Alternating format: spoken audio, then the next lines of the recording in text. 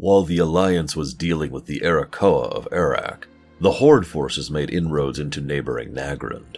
Here was the homeland of the Warsong clan, functionally the ruling caste of the Iron Horde, thanks to Garrosh and Grom's membership.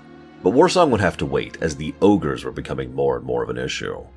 We've already discussed the Ogres and the Gorian Empire in the past, but here, Ogre have aligned with Iron to stave off their decline.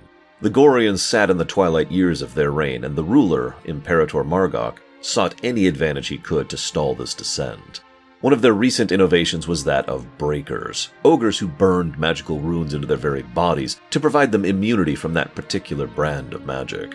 While not absolute, this process is exceptionally useful, particularly in their Fellbreakers, who would be able to withstand otherwise much stronger warlocks.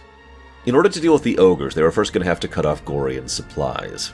The Empire maintained an outpost in the Blood Maw slag mines, where slaves from across the continent were dragged to be worked to death, seeking the abundant gems and ore within.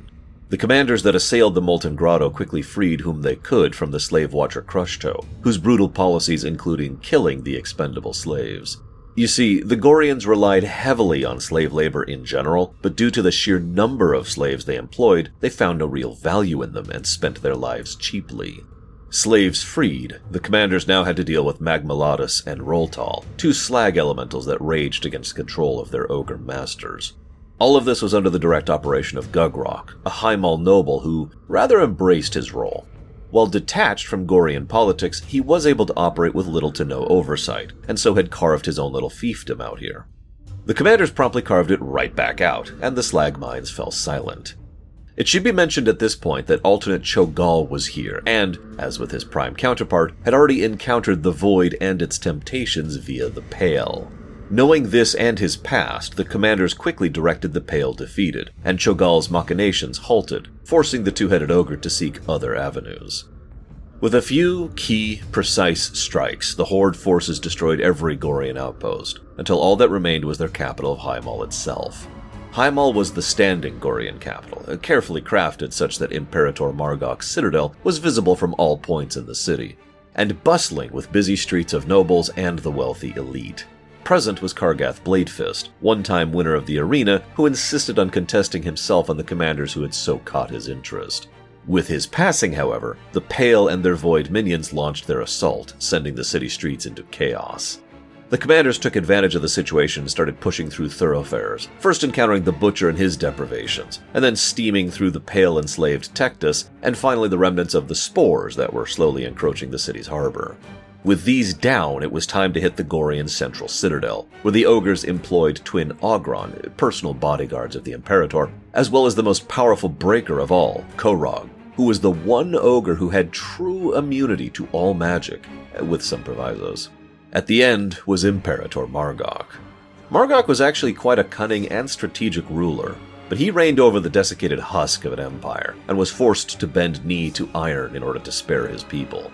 Margok was a tremendously skilled rune mage, and personally wielded the Gorians' ancient runestone relics, which may or may not be of Titan origin, to no avail.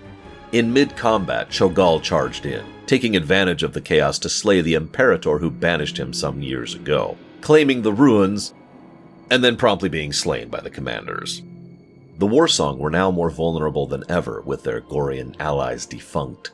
The Horde were ruthless in their efficiency, striking camps, fortresses, outposts, convoys, always moving and keeping the bulk of their force as a singular unit to prevent enemy counterattack and deny enemy defense. Within days, the Warsong were on their last legs, all except their core forces holding at Gromashar, under the command of Garrosh Hellscream.